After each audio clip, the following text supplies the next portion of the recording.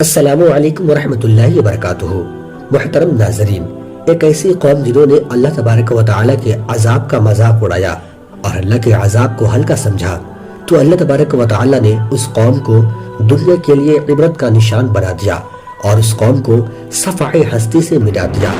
یہ قوم ایک ایسے گناہ کے اندر مبتلا تھی کہ جس گناہ کے اندر ہمارے آج کے دور میں بہت سارے لوگ مبتلا ہیں۔ پیارے دوستو، یہ بدبخت قوم کون تھی اور انہوں نے کس طرح اللہ تبارک و تعالیٰ کے عذاب کو ہلکا سمجھا اور اللہ تبارک و تعالیٰ کے عذاب کا مذاق اڑایا؟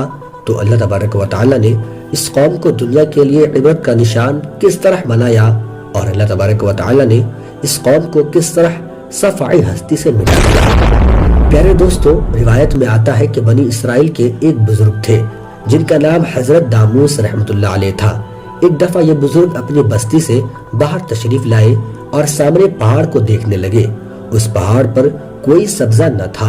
یہ منظر دیکھ کر ان کے دل میں خیال پیدا ہوا کہ کتنا ہی اچھا ہوتا کہ اگر اس پہاڑ پر سبزہ ہوتا اور خوبصورت منظر ہوتے۔ ابھی یہ بزرگ ان خیالات کے اندر گم تھے کہ اللہ تبارک و تعالیٰ کی طرف سے ان کے دل میں الہام پیدا کیا گیا کہ اے میرے بندے، تو بندگی سے نکل چکا ہے، اب تجھے میری تخلیق کی ہوئی چیزوں میں کمی اور کوتاہی نظر آتی ہے، اب تجھے میری بنائی ہوئی چیزوں میں عیب نظر آنے لگی ہے۔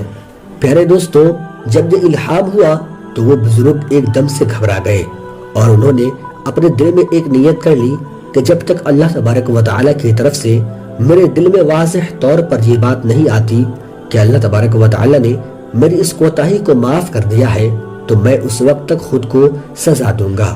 اور اللہ کے ولیوں کا یہ ہمیشہ سے طریقہ رہا ہے کہ اگر ان سے کبھی کوئی کوتاہی ہو جاتی تو اپنے آپ کو سزا دیتے تاکہ اللہ پاک ان کے اس خطا کو معاف فرما دے۔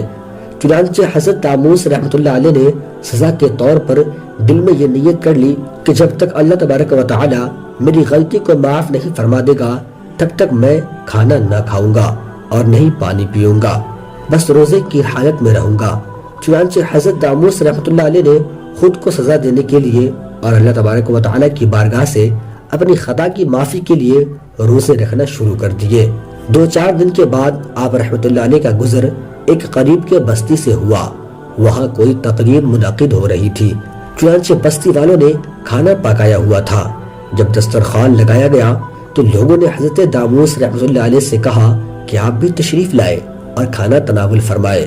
تو حضرت داموس رحمۃ اللہ علیہ نے ان سے معذرت کی کہ میں کھانا نہیں کھا سکتا۔ تو وہاں کے لوگ اصرار کرنے لگے کہ آپ کھانا ضرور کھائے۔ حضرت داموس رحمۃ اللہ علیہ نے ان کے اس اصرار کے باوجود بھی ان کو منع کر دیا کہ میں کھانا نہیں کھا سکتا۔ ان کے منع کرنے پر لوگوں نے ان سے پوچھا کہ آخر کیا وجہ ہے کہ آپ کھانا نہیں کھا رہے ہیں؟ تو حضرت داموس رحمۃ اللہ علیہ نے وجہ بتاتے ہوئے ارشاد فرمایا کہ مجھ سے ایک کوتاہی ہو گئی ہے، جس کی وجہ سے میں نے یہ نیت کی ہے کہ جب تک اللہ میری خطا کو معاف نہیں کرے گا میں تب تک کھانا نہیں کھاؤں گا۔ حضرت داموس رحمۃ اللہ علیہ کی بات سن کر وہاں کے لوگ کہنے لگے، یہ تو کوئی اتنی بڑی بات نہیں ہے، ہم سب بستی والے مل کر اس گناہ کا عذاب بھگت لیں گے، لیکن آپ کھانا کھا لیجئے۔ چنانچہ اس طرح اس بستی والوں نے اللہ تبارک و تعالیٰ کے عذاب کو ہلکا جانا اور اللہ تبارک و تعالیٰ کے عذاب پر طنز کیا۔ چنانچہ بستی والوں نے جیسے ہی یہ بات حضرت داموس رحمۃ اللہ علیہ کو کہی کہ اللہ تبارک و تعالیٰ کا عذاب بھگت لیں گے، تو اللہ تبارک و تعالیٰ نے فوراً حضرت داموس رحمۃ اللہ علیہ کے دل میں یہ الہام فرمایا کہ اے میرے پیارے بندے، آپ اس بستی سے فوراً نکل جائے۔ چنانچہ جیسے حضرت داموس رحمۃ اللہ علیہ اس بستی سے نکل گئے تو اللہ تبارک و تعالیٰ نے اس بستی والوں کو زمین میں دھسا دیا اور تمام کی تمام بستی کو صفحہ ہستی سے مٹا دیا گیا۔ اللہ تبارک و تعالیٰ کے عذاب کو ہلکا جاننے اور اللہ تبارک و تعالیٰ کے عذاب کا مذاق اڑانے والے لوگ صفحہ ہستی سے مٹا دیے گئے۔ محترم ناظرین، اب ذرا ہم لوگ اپنے اندر جھانک کر دیکھیں۔ کہتے ہیں کہ قبر کے اندر جو ہوگا دیکھا جائے گا، میدان محشر میں جو ہوگا دیکھا جائے گا۔ یارو، ہم لوگوں کو ایسا عقیدہ نہیں رکھنا چاہیے، بلکہ تیاری کرنی چاہیے کہ ہم لوگ کی آخرت کی زندگی کیسے بہتر ہو۔